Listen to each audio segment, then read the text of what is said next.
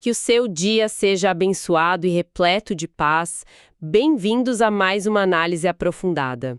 Hoje, a gente vai mergulhar num texto com uma visão, bastante provocadora sobre a história e os alicerces de uma das nações mais influentes do mundo. A nossa fonte é o capítulo 5 do livro E se Jesus não tivesse nascido, do autor D. James Kennedy. E a nossa missão aqui é explorar a tese central dele, que é bem ousada, né? Muito ousada. A de que os Estados Unidos não foram apenas influenciados, mas fundamentalmente fundados como uma nação cristã. E mais do que isso. Sim, que os ideais de liberdade de governo deles têm raízes diretas no cristianismo. É uma afirmação que hoje soa quase radical, né?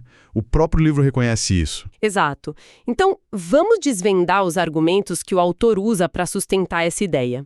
Para começar, o autor já nos joga no meio da controvérsia com um exemplo bem interessante. O do governador do Mississippi, né? Esse mesmo. Em 1992, Kirk Fordyce causou uma polêmica gigantesca só por dizer que os Estados Unidos eram uma nação cristã. A reação foi tão forte que ele precisou se desculpar publicamente. Pois é. E aí vem o contraste fascinante que o livro faz. Assim, com a citação do Earl Warren. Exatamente.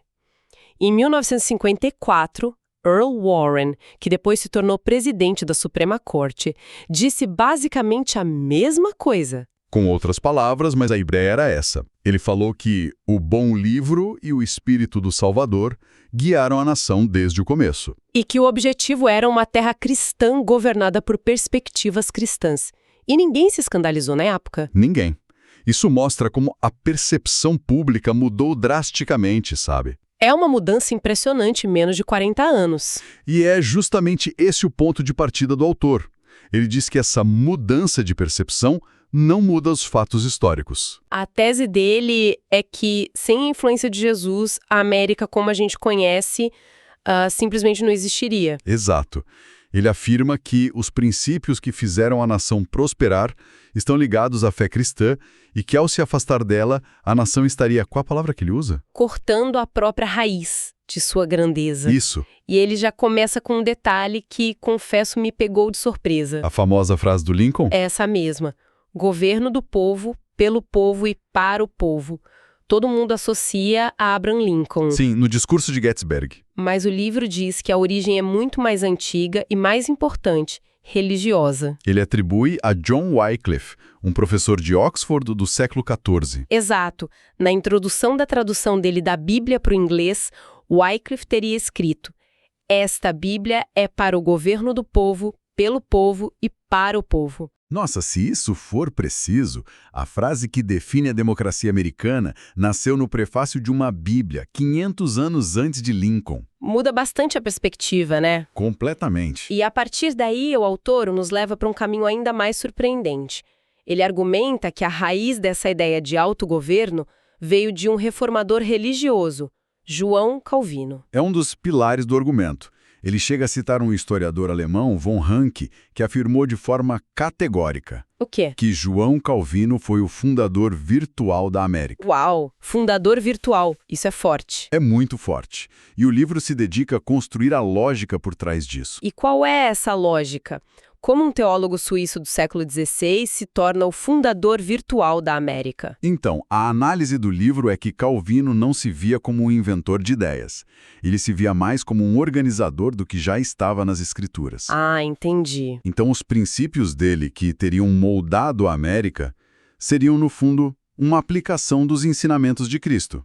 E o autor traz outras fontes para apoiar isso, né? Sim, várias, para mostrar que não é uma visão isolada. O historiador francês Taine disse que os calvinistas fundaram a Escócia, eles fundaram os Estados Unidos. E o americano, o George Bancroft. Bancroft, um dos maiores historiadores americanos do século XIX, foi ainda mais direto. Chamou Calvino de o pai da América. O pai da América? É uma afirmação e tanto.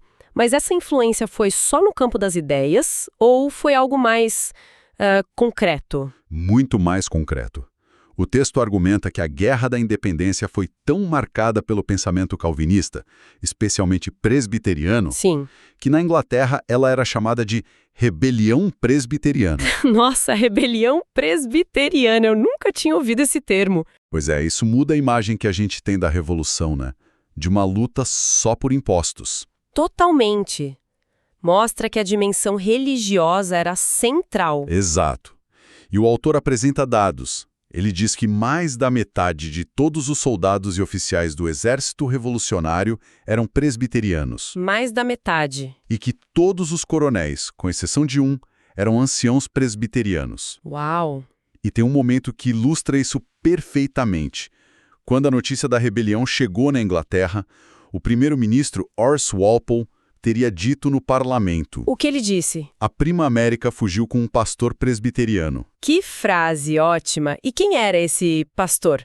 Era John Witherspoon, o reitor da Universidade de Princeton e o único clérigo a assinar a Declaração de Independência. Faz todo sentido. Então a coroa britânica via a Revolução com uma cara distintamente presbiteriana? Precisamente. Entendi. Aí o argumento recua ainda mais no tempo para os primeiros colonos, os peregrinos, certo? Isso mesmo. A análise volta para 1620, com o Pacto do Mayflower. O livro chama de A Certidão de Nascimento da América. E o texto desse pacto é bem claro sobre as motivações, né? Muito claro. Ele já começa declarando que a viagem foi feita para a glória de Deus e o avanço da fé cristã, sem ambiguidade. E o que há de tão especial nesse pacto, além da fé declarada? O que o autor destaca é a origem. Ele conecta esse pacto, que era político, a um pacto religioso anterior, o Pacto de Scrooby. Ah, da congregação deles antes de irem para a América? Exatamente. Eles já tinham feito um pacto de se autogovernarem como igreja.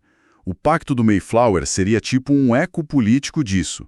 É a mesma ideia de autogoverno voluntário sob Deus, mas agora na esfera civil. A democracia americana não nasceu de filósofos seculares, mas de uma estrutura de governança de uma igreja. É isso. É essencialmente esse o argumento. A prática de se auto-organizar em congregações foi o modelo para se auto-organizar como comunidade política. E não foi um evento isolado. De forma alguma. Nos 150 anos seguintes, foram escritos cerca de 100 documentos parecidos. Pactos, alianças, constituições. Ele cita a Confederação da Nova Inglaterra de 1643. E qual era o propósito declarado dela? Promover o reino de nosso Senhor Jesus Cristo. Então, se a gente conectar os pontos, a ideia de governo representativo já era praticada nas igrejas muito antes de 1776. Esse é o ponto central. O sistema de governo da Igreja Presbiteriana, com representantes eleitos, já funcionava no continente por 75 anos antes da Revolução. O republicanismo político americano como uma cópia do eclesiástico. Exato. Para o autor, é uma relação de causa e efeito. Ok, mas aqui entra aquela objeção, né? Muitos dizem que na época da Revolução, essa febre religiosa já tinha diminuído. Os pais fundadores eram homens do iluminismo, da razão. Sim, a ideia de que eles eram deístas. O livro confronta isso diretamente. E o primeiro contra-argumento é um evento chamado o Grande Despertar. O avivamento religioso das décadas de 1730 e 40. Isso. Uma geração antes da Revolução. Esse avivamento, segundo o texto, fez duas coisas cruciais. Unificou as colônias que eram muito isoladas e reforçou a centralidade da Bíblia na vida das pessoas. E como isso se conecta com a política da Revolução? O autor cita uma historiadora, Alice Baldwin. Ela estudou os sermões da época e concluiu que os clérigos ensinavam conceitos políticos direto da Bíblia. Que tipo de conceitos? A ideia de direitos inalienáveis dados por Deus, não pelo rei.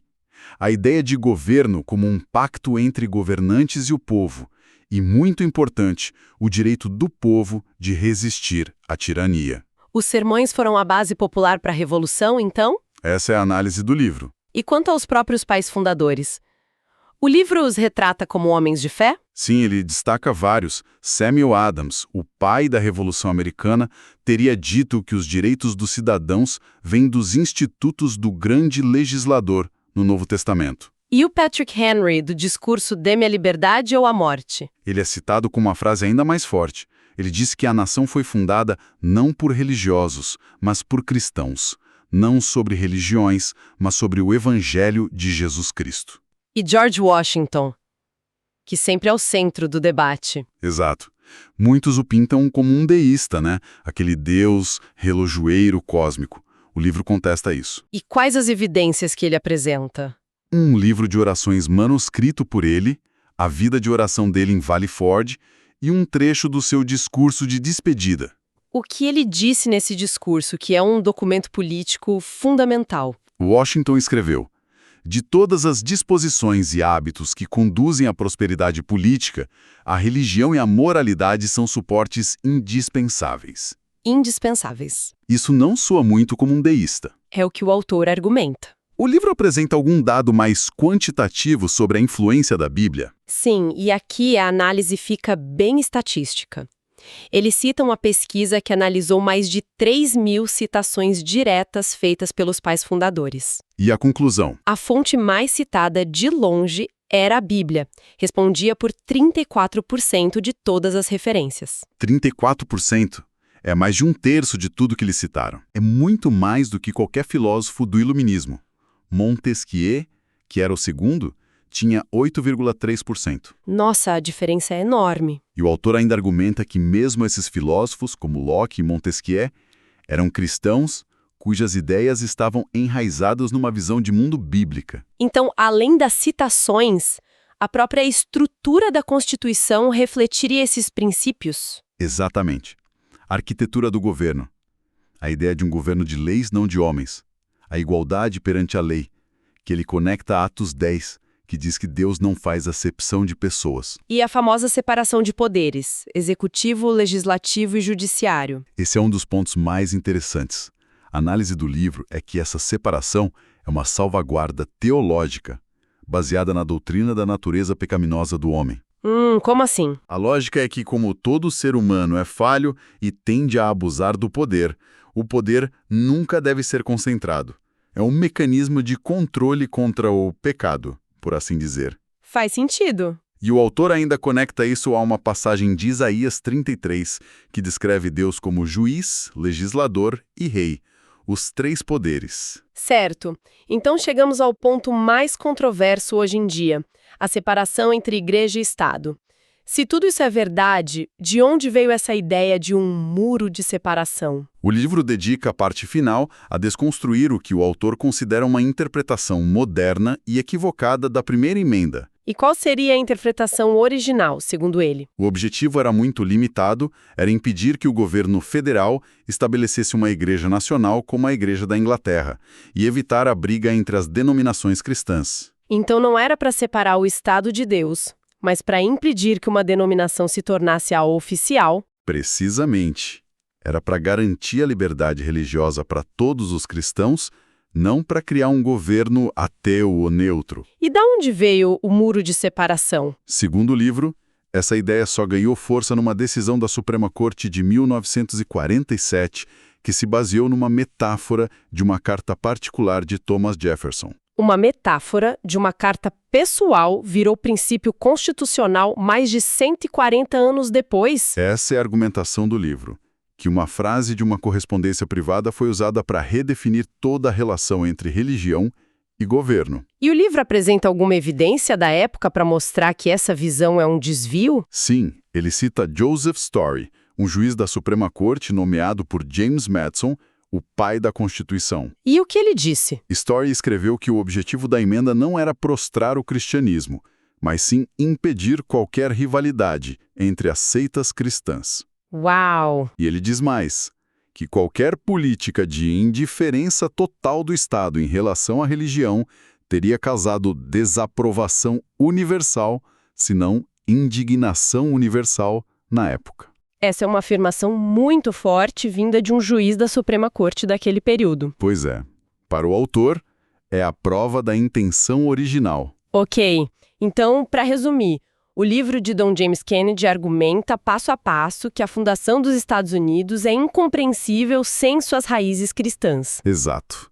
desde o pensamento de Calvino, passando pelos pactos dos colonos, pelo Grande Despertar, até a estrutura da Constituição. E ele conclui que a ideia moderna de separação é uma revisão histórica. Sim, a obra defende que essa história foi em grande parte esquecida ou reescrita.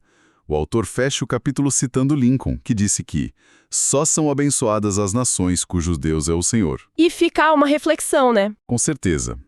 Quais seriam as implicações para uma sociedade que, segundo a tese do livro, se afasta daquilo que o autor identifica como a sua própria raiz espiritual e filosófica? É uma pergunta que ecoa. Sim. E nós vamos continuar a explorar as ideias deste livro. Fiquem conosco para uma nova análise aprofundada baseada na obra E se Jesus não tivesse nascido? Que Deus abençoe todos os ouvintes.